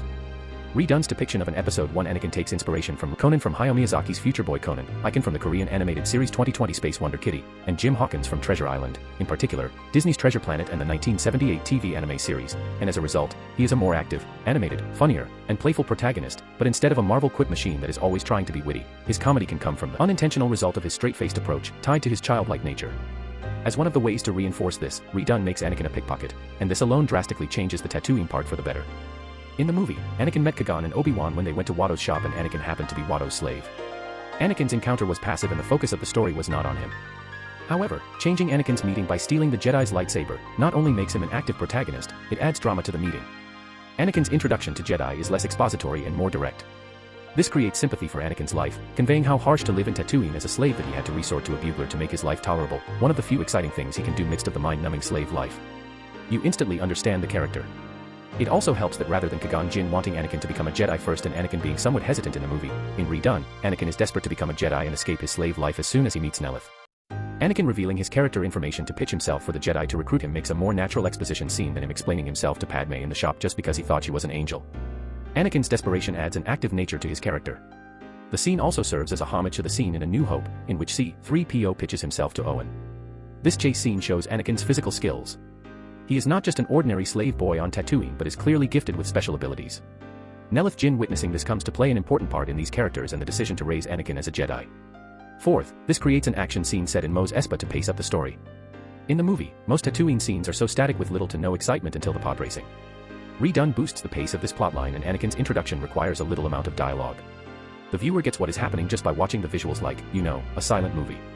One of the primary objectives of Redone is to make Anakin's force power clear and impactful, the reason for the Jedi to recruit him in the first place. To bring up the silent movie argument again, the movie introduces Anakin's force power to the audience only through Qui-Gon's exposition about the midichlorian from Anakin's blood test result. Aside from the much-discussed, controversial concept of midichlorian, this is the worst way to introduce Anakin's force power to the audience. How are we supposed to feel Anakin's unprecedented force ability? Slow-paced, long exposition, all dialogues, all happening amidst some of the most uneventful parts of the movie, where no tension is really happening. It doesn't illustrate what Qui-Gon sees in Anakin other than a high midichlorian count, which is telling, not showing. The closest part to Anakin using the Force in The Phantom Menace is him winning the pod race, which again, never really shows the Force, and him destroying the Trade Federation station seems more of a Jar Jar-like happy accident than anything. As far as establishing what is special about Anakin, it's an utter dud. Despite Rey in The Force Awakens receiving Mary Sue criticisms against her character, at least the movie conveyed her Force powers visually, the approach The Phantom Menace needed for Anakin.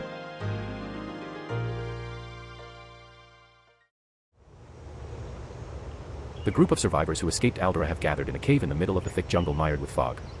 Every so often they hear the buzz of separatist steps overhead, but the dense foliage protects them from being spotted. Just outside the cave, handmaiden Nayberry, Breha and Tilly's, stares across the forest. The wind whips at her cloak, but she hardly feels it. She notices two other handmaidens Urti and Rabe behind her and the gathering wind at the same time. The great waterfalls of Alderaan sparkle. Trees and plants surrounded the square in 1,000 shades of living green. Her planet is a jewel. From deep space, it looks like an emerald. It is a world that she loves. She would die before she saw her people hurt, her world destroyed. The 8 royal guards are constructing the camp in the cave. Bale and Dorm have been setting up a secure radio transmitter. Nayberry looks over the swamps, she hears a sound. She thinks she has imagined it from the air, but it is real. Looking at the swishing of grass, Nayberry notices a blur of a shadowy figure outside the cave. It looked too small to be a battle droid. She staggers out into the early morning mist that is just beginning to thin. Her right leg has not finished healing, but with the deep care from the handmaidens, she is able to walk. As she moves into the thick flora, she draws her blaster pistol. The figure has just been hidden in the bushes. Nayberry readies her blaster and brushes the bushes with her hand to reveal what's inside.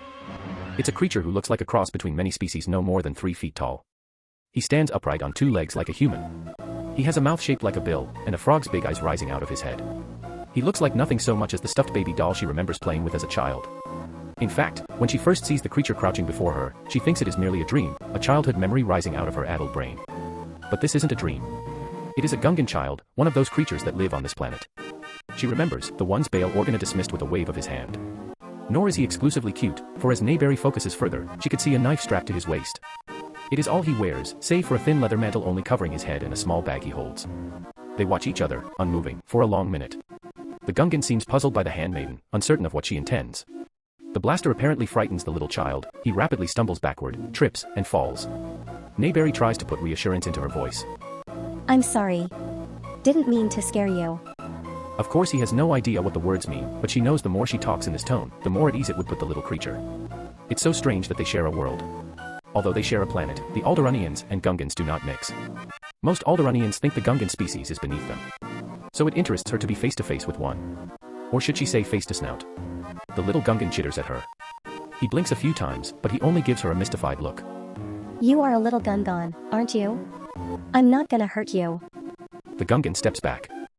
I promise I won't be a trouble. She put her blaster pistol on the ground to mull over the situation. The Gungan cocks his head, looking at the blaster, then takes a cautious step forward. Looks like we're stuck here. Trouble is, we don't know where we should go. Maybe you can help us. The Gungan, who, like a skittish frog, takes this as a safe sign. He appraises the scene with his shiny eyes, nods, and shakes his head. He sits down beside her and mimics her posture exactly, placing his bag on the ground, then lets out a little sympathetic Gungan sigh. Why am I even talking to you? I know you can't talk. Nayberry laughs appreciatively and scratches the small creature's head, between the ears. He purrs like a kitten. He likes this Alderaanian girl. She opens the bag and finds berries and wild plants inside. He has been wading through the forest in search of breakfast. Like most Gungans, they prefer to catch their food fresh. He pops one of the plants into his own mouth, just to show her it isn't poisonous. Thank you. She takes the bag. Sacred place. 'Tis where I grew. 'Tis hideout. Nayberry stares with a fixation at the Gungan. You can talk? The Gungan nods. Did you say a hideout? Lot of Gungans. They come from all over. Dat why no swamp beings give us trouble. She was preoccupied with her own problems, but the Gungan's words cut through them like a knife. She studies him with new interest, her detached gaze replaced by something more intense, as if she is turning an unexpected thought over in her mind. Can you take us there? It's in north of the Lion Orm Stikgushi.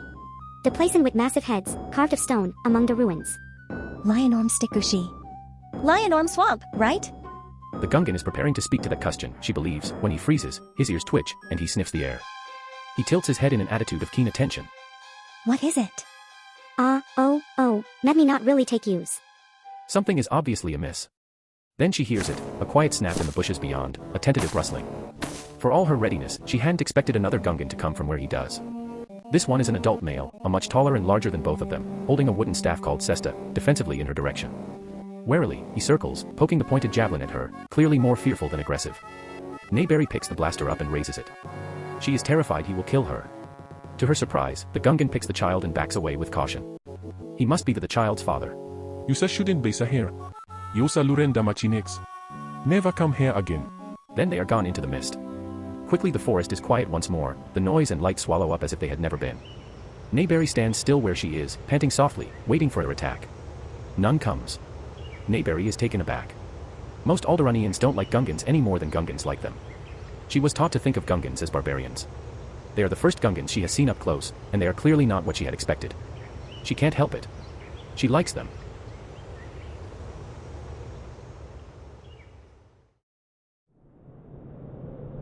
The howling of the wind has increased.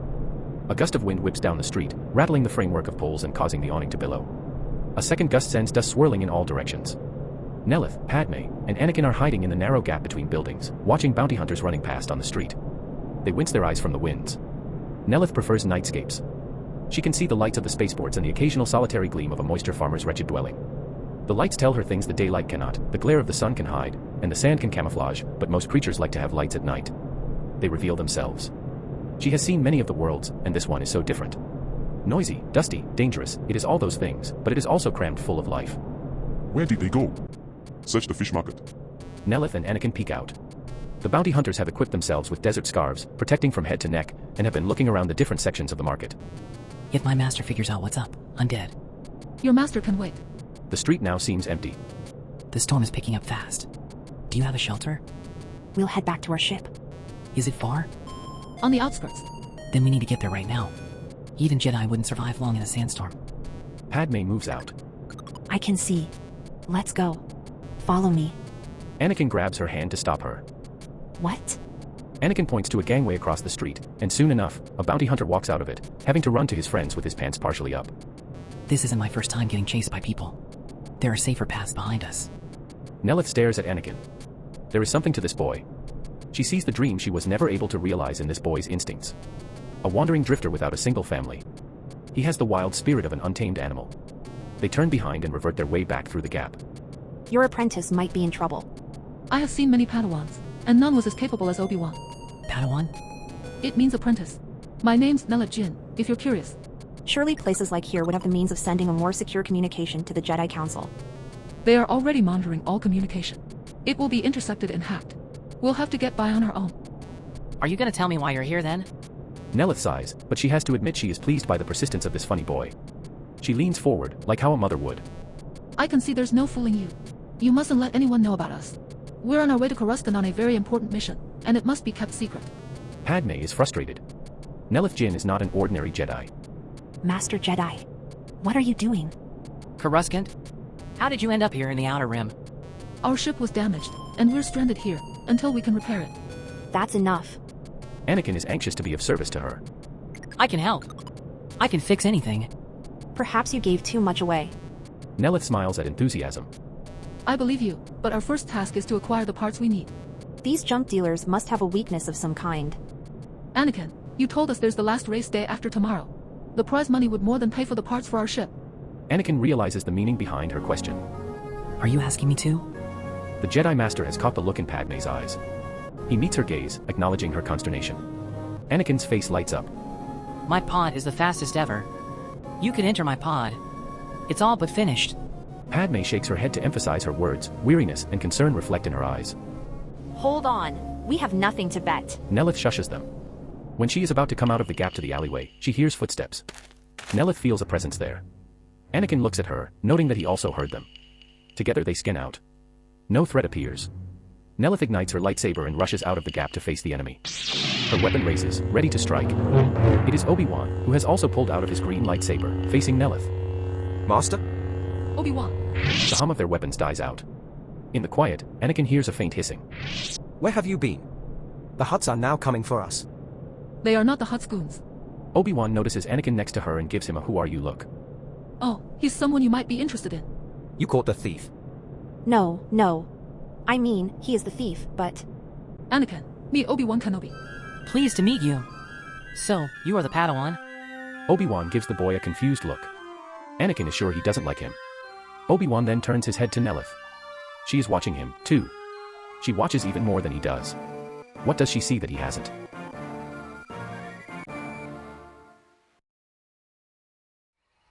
When Nayberry stumbles back to the cave, Bail Organa's men have finished setting up the radio. The transmitter set, we can set a rescue signal. Immediately, the transmission is beeping. Nayberry approaches the transmitter, and the other two handmaidens follow her. We're receiving a broadcast from Aldera. She races into the cave and taps on the receive button. A hologram shimmers weakly above the transmitter. The hologram shows Viceroy Newt Gunray and Rune Hako, and though it fades in and out and his voice breaks up in transmission, the portions that come through clearly are disturbing. Attention! We are aware. Breha Antilles is still on Alderaan, hiding in. One that escaped the blockade is her body double. Everyone watching the message has turned pale. Somehow they figured out the plan. Nayberry wonders if they are bluffing or, worse, captured Padme. Now, the hologram has stabilized to broadcast a clearer message, showing the battle droids shoving the Royal Advisory Council members all tied in their backs before the holocom. Droid Commander OOM-9 stands beside them. Perhaps the governor may think differently from the spineless queen. She will help her understand why she needs to return to Aldera. Yes, I would. Newt croaks, a smirk twisting his bloodless lips as Zala Typho steps forward. Only if you take your Federation tin toys and shove them into shock fodder. What a fool she is. Disgusted, Rune decides to end this conversation. In the silence that follows, the fury in his chest multiplies and rises until he can feel it as a bitter taste in his mouth. It is true that the Alderaanians are still useful to the Separatists, but it's also important for them to know who is really in charge. Are you aware of one advantage a droid army can have? Sounds like someone needs a demonstration. I will show you exactly how these tin toys work. Nayberry looks nervous. Does he have something dire up his sleeve? Rune Hako raises a finger at the governor. The droids hold themselves at ease, but she feels the power in their stillness. I take my hand like this. I point and bang! When Rune folds his finger like pulling a trigger, OMM-9 fires his blaster at her head. Sparks erupt from the head. Governor Typho falls dead, her head blackened, smoldering. The back of her head is torn off and her brain is sprayed on the floor. All of the hot plasma expanded inside her head, making her unrecognizable. They can't watch any longer. The captives scream and dart in fear as the droids surround them. Typho's eyes wearing a stunned, blank look turn Nayberry's stomach. She covers her mouth with her hand, having a hard time swallowing a scream. She didn't want to see that. Typho was her close aide and friend, and she'd marched her to death. There is no way to fix that, no way to make it better. Breha forces herself to look, to remember. She'd need to tell her family. Bail Organa's eyes become sharp with anger. A steady, warm flush of rage floods her system. Her focus sharpens, homing in on the Separatist leaders. The best thing about droids is they have no sense of guilt, remorse, or shame. Rune spits out the words and smiles. Newt does enjoy terrifying loyalists. It's too easy, but it's pleasurable. Rune turns away, making a show of being bored. Alderaanian people, you were warned. Her blood is on Breha Antilles' hands. Enough lies, enough cheating. Your queen is hiding not for the sake of Alderaan, but for the cursed Republic. The sight makes Nayberry want to weep, but she won't give them the satisfaction. Every 30 minutes, we will choose 30 citizens at random and execute them until Breha Antilles comes out of hiding. Nayberry raises her hand to hit a respond button, but Bail Organa grabs her hand. He shuts the transceiver. It's a trick. Send no reply. If they transmit anything, the Separatists will trace it back to them. And if they find them, they will catch them. Without enough troops, they are an easy target. He's right, probably, but that doesn't mean people aren't suffering. At least Bibble is still alive. Prince Bail. That transmission was bait to establish a trace. Send no transmissions of any kind. He repeats, eyeing them until they all nod. Yes, sir. She registers what he says, but her gaze remains steady on the hologram. Bail's gaze shifts to Nayberry. Nayberry stares at him for a moment, then nods in acquiescence, but how can she watch her people starve, and die, and not give in? Bail heads off without further comment to scan the forest. Nayberry has a reputation for wisdom, and it's been hard-earned. Her secret is simple. She learns the most by silence. If she stays silent, if she watches instead of acting, others reveal the truth. Even liars end up revealing more than they want to. Add this to the respect she automatically receives from some fairly complicated ceremonial robes, and she can do right by your people and her world. Footnote. Throughout The Phantom Menace, moreover, the trilogy, we never really see the Trade Federation/Separatists committing a truly abhorrent act. In A New Hope, the Imperials murder Luke's family and commit a planetary genocide. In The Force Awakens, the First Order massacres villagers and wipes out the Republic's capital system. These deaths are presented as raw, upsetting events for the audience to see. None of this depiction of casualty is in The Phantom Menace. For a story about the circumstances around a military invasion of a peaceful country, the Trade Federation's occupation of the Naboo is such emotionally detached you have to try your hardest to feel for the invasion the filmmakers intended. How is the audience supposed to sympathize with The death toll is catastrophic. We must bow to their wishes. You must contact me. when all we see is Nute Gunray just escorting the royalties around in the palace? Instead of the Naboo being a place of living, breathing people impacted by the invasion, the movie is uninterested in depicting the suffering of the Naboo people. This is the ticking time bomb for the heroes that they need to get to the Naboo before it is too late, but if no one is suffering, what does it matter if our heroes get to the Naboo now or years from now? Why should we care? The ingredients of a potentially gripping premise are already there, but Lucas' lifeless filmmaking is so stiff and dry that the film fails to make the audience invest in what is happening. Redone ties the suffering of Alderaanians into the decoy subplot, with Maul realizing the one on Tatooine is fake and the Separatists appealing to the Queen's humanity. It gives needed villainy to the Separatists to show they achieved the goal by any means necessary and boosts the stakes as well as pulling some emotional moments from the characters. The Trade Federation was a pathetic excuse for a villain. Both Nute Gunray and Rune Haco were not much of a character but an expository figurehead for Darth Sidious. Watch the movie again, and you will notice nearly all their scenes boil down to explaining what is going on in the plot. This would be fine if they had the charisma or the power to clash with Darth Maul to hide that exposition as Tarkin did with Vader in A New Hope, but they do not. They are persistently boring. Redone gives him a captor trait to Rune Haco's character similar to Gary Oldman's character from Air Force One, an intimating quality somewhat different from other villains in the series.